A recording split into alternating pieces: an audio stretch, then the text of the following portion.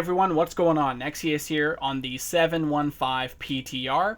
Now, a lot of people are expecting this patch to come out very soon, so the chances of massive changes are very slim to none. So I think it's safe to make this video reviewing all of these 715 changes. I'm going to try and go through this very quickly, hopefully about 15 minutes of a video. We'll see. I'm going to try and go through it really quick for you guys. I'm sure you guys just want to know the information. If you are curious about the changes for other classes and whatnot, I will leave a link in the description below so you can check it out. On top of this, if I miss any changes or Blizzard makes any changes after this video, like say tomorrow or something, they make a PTR update and they change something, I will add those changes to the video description below. So either way, check the description. There will hopefully be something there in terms of the link if you want to check it for other classes or whatever, or if there's an update. Alright, so let's start with legendaries first in 715. So, Sundereal Reflector of Hatred. In 7.1, this makes your threshold go from 50% to 200%. So, my health is 2.6 million, which means without the cloak in 7.1, I absorb up to 1.3 million damage. With the cloak, I absorb up to 5.2 million damage. Now, in 7.15, they removed that threshold effect, and now it just simply increases the damage dealt by Touch of Karma. So they really nerfed this legendary. It went from being very powerful defensively and offensively, and now it's only good offensively. So it's a massive nerf to the cloak.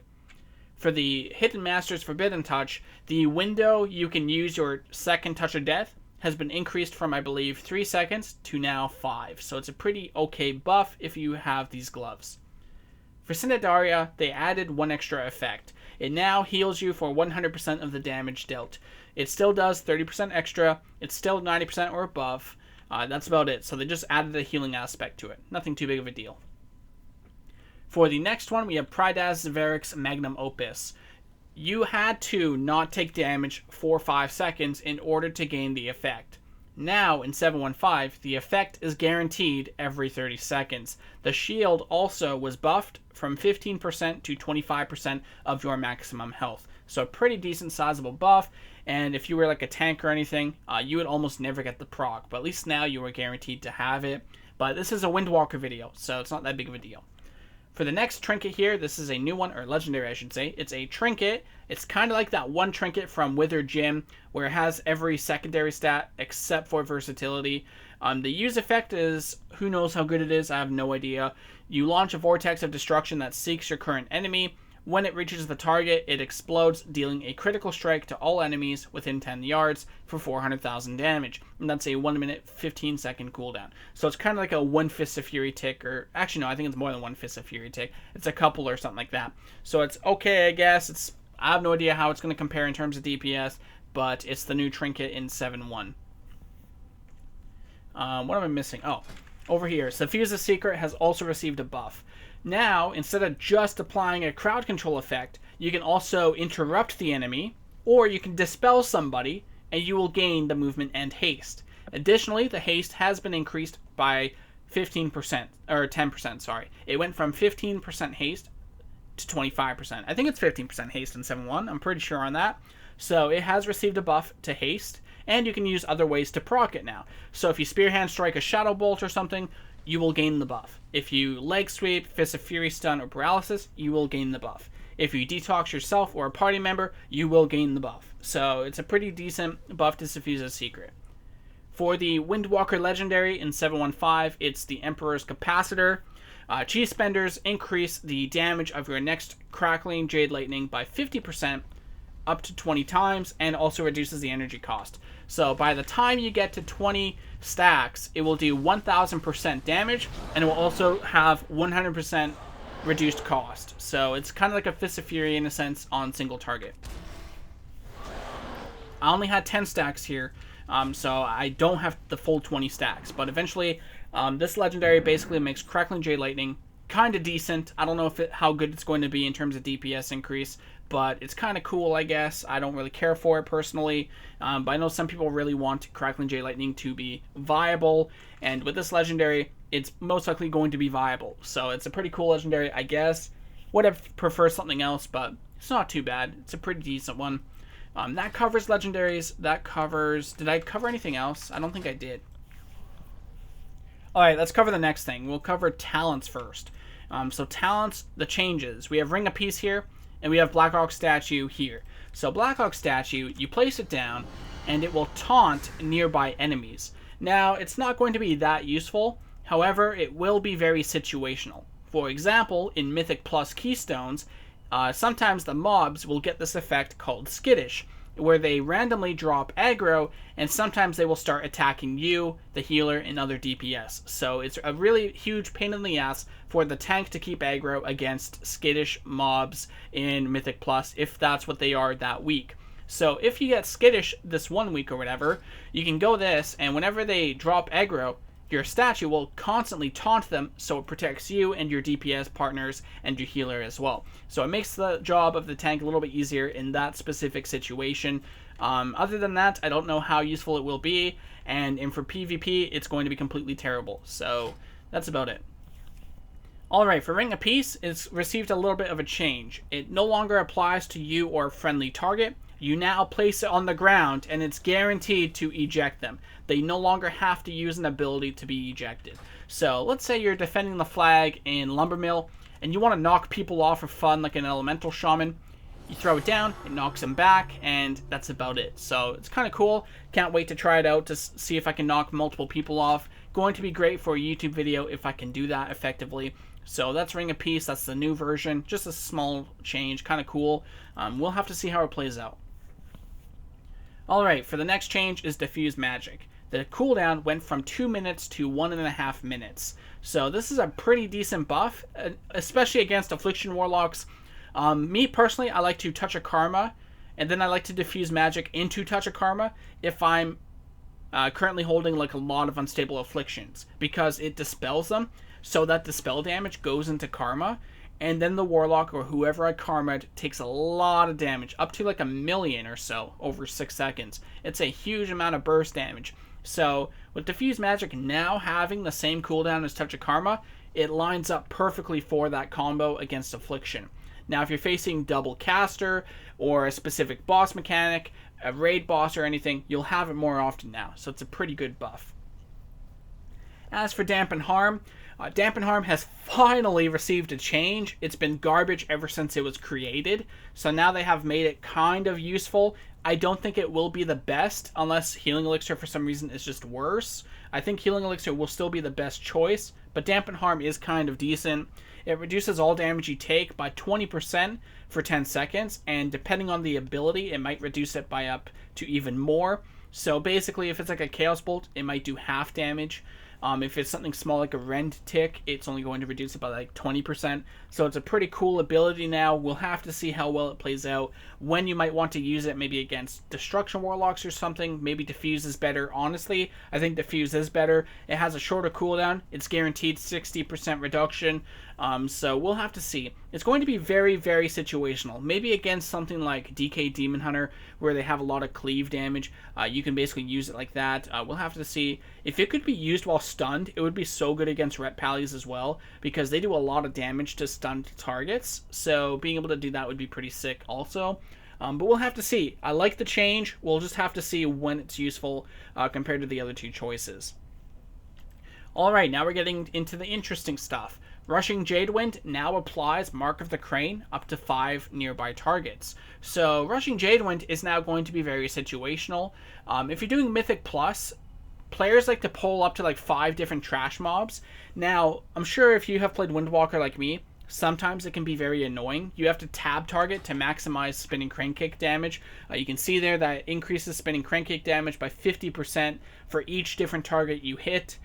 So now, with Rushing Jadewind, it applies instantly to anybody it hits up to 5 targets. So let's say you're in Mythic Plus and there's a group of 5 mobs pulled by the tank. You activate Rushing Jadewind, it's going to do damage to all of them at the same time, but it also instantly applies Mark of the Crane to all 5 of them, which means your spinning crane kick damage will have 250% increase right off the bat of combat, whereas without this talent, you have to take a couple seconds at least to build up those charges or those stacks. So it's a really great situational cleave / AoE ability. I'm very excited to try it out. For the next talent change, we have Zwen. Blizzard said that they actually buffed it. So in 7-1 currently, Zwen gains 100% of the monk's attack power. In 7-1-5, he now gains 600% of the player's attack power. So that's a 500% attack power buff. Now, I'm very curious to how much damage this actually is. I am very excited to go into a place like Ashran or Orgrimmar where there's like 10 or more people stacked up, and I want to see his cleave damage hit them all within 10 yards for a lot of damage. I'm very excited to see his damage potential. Honestly, Rushing Jadewind might just be better still in that kind of PvP situation, but still, I think Zwen could be a lot of fun, and I can't wait to see how much potential damage he can deal. So I really like that buff. I think he needs a bit of a redesign in some kind of way, maybe a shorter cooldown, maybe a shorter duration. He lasts for 45 seconds. If they reduced it so he's more of a burst cooldown, I think that would be a lot better. I don't know though. We'll have to see. Sustained AoE seems like a Rushing Jadewind job. Hit combo is a basically sustained damage overall, single target and whatnot, with ramp up time. So I think Zwen needs to be buffed in a different way. We'll have to see though. I'm very excited to try him out in 7-1-5 when it releases. Alright, for the next change is Serenity. A lot of us are going to be very sad about this. So Serenity no longer 100% reduces cooldowns. Let me tell you guys exactly what I mean. So watch my cooldowns here down below. Alright, so in 7-1, these cooldowns will stay the same. But you can see here that when Serenity finishes, the cooldowns normalize and go back up to normal. So Strike at the Windlord went from 14 seconds to 20 seconds when Serenity finished. So this is the nerf that Serenity is receiving in 7-1-5. I'm a bit worried about it. I won't go too much into it, but I am worried about it. We are like bottom 5 in DPS charts right now. So it's a massive nerf, and we're already not in the best spot. On top of that, for PvP, it's yet again another nerf to Windwalkers.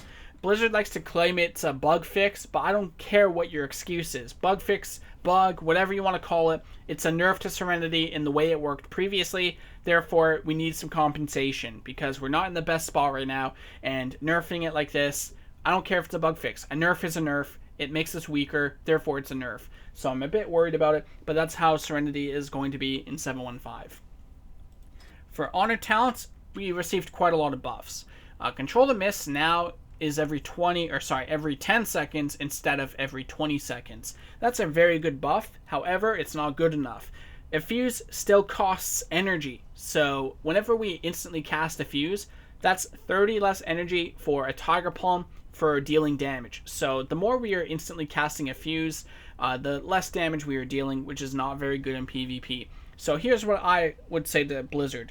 Remove that each chi spent reduces the remaining time by 1 second. Remove it. Or you can keep it. It's up to you. Either way, what I think you need to do is you need to make it, make a fuse no longer cost energy when it's used this way. So basically every 10 seconds, a fuse can be cast instantly for free. That's what it should be, because a fuse costs 30 energy, it doesn't heal for a lot, and if we are running Control the Mists, you're basically always energy starved, not dealing damage. So it's not that great of a talent as long as a fuse does not get reduced energy cost or removed energy cost when you use it instantly. For the next talent, we have Zen Moment. The chi cost went from 5 to 3. I know it's still kind of expensive, but it's actually, I think, good enough to be the #1 talent in this tier.